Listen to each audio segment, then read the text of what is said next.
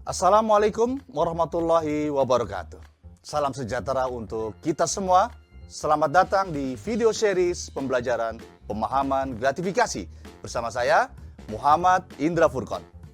Kali ini saya akan membahas gratifikasi dari perspektif hukum. Karena masih banyak di antara kita yang menganggap enteng gratifikasi. Mari kita awali dengan melihat kedudukan tindak pidana gratifikasi dalam Undang-Undang Tindak Pidana Korupsi. Undang-Undang Nomor 31 Tahun 99, Junto Undang-Undang Nomor 20 Tahun 2001, mengelompokkan tindak pidana korupsi menjadi 7 jenis besar. Yang pertama, kerugian keuangan negara. Yang kedua, suap menyuap. Yang ketiga, penggelapan dalam jabatan. Yang keempat, pemerasan. Yang kelima, perbuatan curang. Yang keenam, konflik kepentingan dalam pengadaan. Dan yang ketujuh, gratifikasi. Artinya apa? Gratifikasi itu masuk dalam tindak pidana korupsi. Dan dia punya unsur pidana. Dan ada ancaman pidananya. Sampai sini jelas. Bahwa seperti yang saya sampaikan sebelumnya, gratifikasi memiliki konsekuensi hukum. Berikutnya, kita akan bahas pasal-pasal yang mengatur tindak pidana korupsi gratifikasi. Yang pertama, ada pasal 12B besar.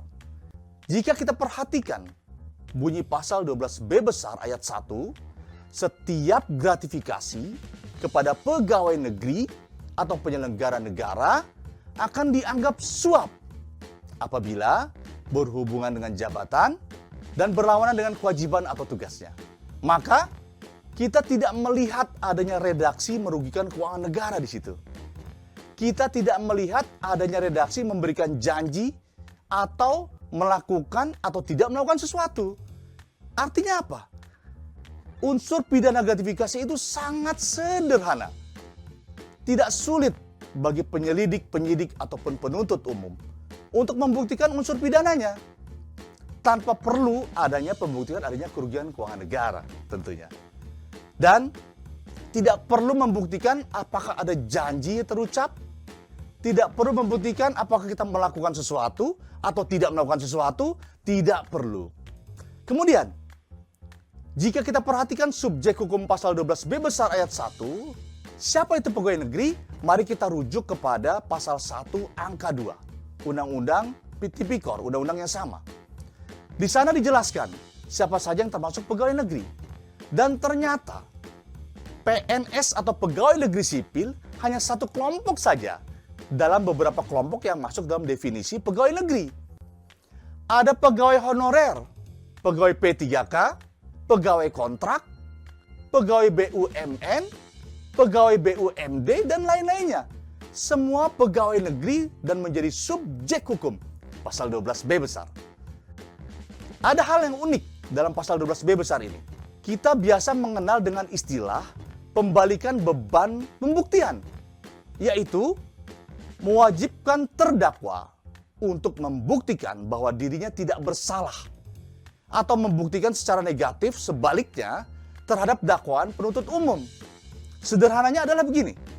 Jika Anda didakwa menerima gratifikasi yang nilainya 10 juta atau lebih, maka Anda sendirilah yang wajib membuktikan bahwa hadiah-hadiah yang Anda terima itu, gratifikasi itu adalah gratifikasi yang bukan dianggap suap.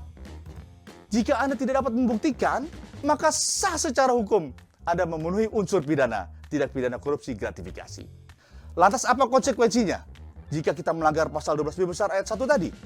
Nah, konsekuensi hukumnya diatur dalam pasal 12B besar ayat 2. Di mana ada ancaman pidana penjara, yaitu seumur hidup. Ya, seumur hidup. Atau pidana penjara paling singkat 4 tahun, paling lama 20 tahun. Dan ada pidana denda, sedikitnya 200 juta rupiah, paling banyak 1 miliar rupiah. Nah, bagi Anda yang selama ini menerima hadiah-hadiah tersebut, gratifikasi tersebut, tapi merasa tenang-tenang aja, waspadalah. Hadiah-hadiah yang Anda anggap enteng itu ada ancaman pidananya. Tapi tenang, ada kabar gembira bagi kita semua. Ternyata, tindak pidana korupsi gratifikasi memiliki 2 pasal. Pasal 12B besar dan pasal 12C besar. Kabar gembiranya ada di 12C besar ini. Ya. Jika Anda melaporkan penerimaan hadiah-hadiah gratifikasi tersebut kepada Komisi Pemberantasan Korupsi, kepada KPK, tapi ingat, sebelum 30 hari kerja sejak gratifikasi Anda terima. Maka, menurut ketentuan pasal 12C besar tadi, ketika Anda lapor, ketentuan 12B besarnya tidak berlaku lagi. Artinya apa? Gugur demi hukum. Maka segera laporkan setiap penerimaan hadiah-hadiah gratifikasi yang Anda terima sebelum 30 hari kerja. Cara yang paling mudah adalah dengan mendownload aplikasi Goal Online di aplikasi Store atau iOS.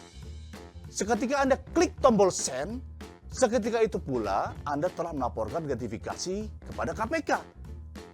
Anda hentikan argonya. Dan jika Anda menolak hadiah-hadiah tersebut, Anda juga bisa laporkan melalui aplikasi tadi, melalui fitur penolakan. Maka, jaga integritas Anda. Laporkan semua penerimaan ataupun penolakan kepada KPK. Mari bangun budaya anti gratifikasi. Sampai jumpa di video seri berikutnya. Wassalamualaikum warahmatullahi wabarakatuh.